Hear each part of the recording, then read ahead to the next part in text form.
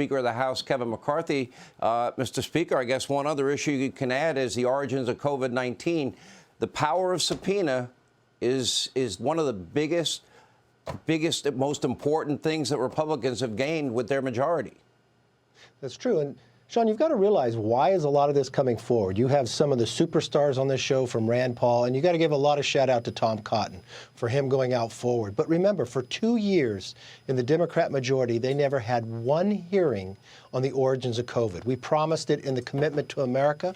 We have the Select Committee on COVID. And what's coming forward now is a lot of the information that they know we're going to get. They know that we're moving forward. We promised to look after what happened in Afghanistan. Why did we have 13 new Gold Star families? We look, why do we have an Attorney General going after parents simply because they want to go to a school board meeting? All of this is going to come truthful. And there's a pattern of behavior here. Denying the New York Post story about Hunter Biden's laptop.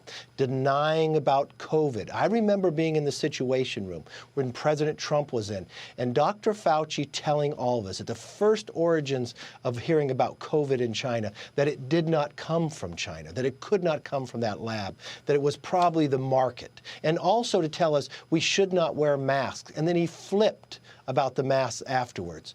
All those informations he wanted to very first come out with, that it could not come from the lab in China. At the very beginning, when he had no information, it makes you really wonder why he would bring that at the very beginning.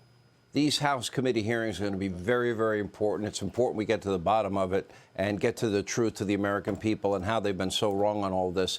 Let me ask you a question I've asked before. It looks like the deadline is somewhere around June as it relates to the debt ceiling. Democrats seem to be calculating that Republicans in the House will not unite behind a single plan, and they will lose any leverage in negotiating raising the debt ceiling. Are you confident that your majority will unite behind one plan, probably including fiscal responsibility? Well, Sean, we have to have fiscal responsibility. You saw what the Congressional Budget Office just came out with. In the next 10 years, we will spend $10 trillion just on interest. That will be our largest payment. Today, we just gave China $60 million. We'll give them another $60 million tomorrow and the day after. Wouldn't you rather have savings and keep that money in America instead of paying China on their interest after what they did to COVID and everything else? And it's not just Republicans are going to stay united. I've had conversations with Democrats who've quietly come to me and said, Kevin, you are right. We have to do something on this debt limit. We cannot continue the path we're running down. Yeah. And you watch the president. He's going to have a budget out. I don't think anybody's going to support his budget, but we're going to bring the CBO director in, and I'm going to have a bipartisan briefing, just like we do in the classified when we have a top secret and a problem sitting out in the world.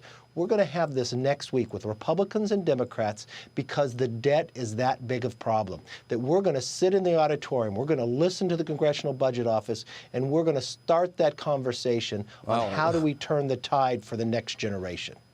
Let's see if they actually show up, because they didn't show up at the border when Jim Jordan had a hearing last week. By the way, it was very respectful, Mr. Speaker, that you didn't tear up Joe Biden's speech at the State of the Union. I got to give you a lot of props for that. All right. Thank you, Speaker McCarthy. We appreciate it.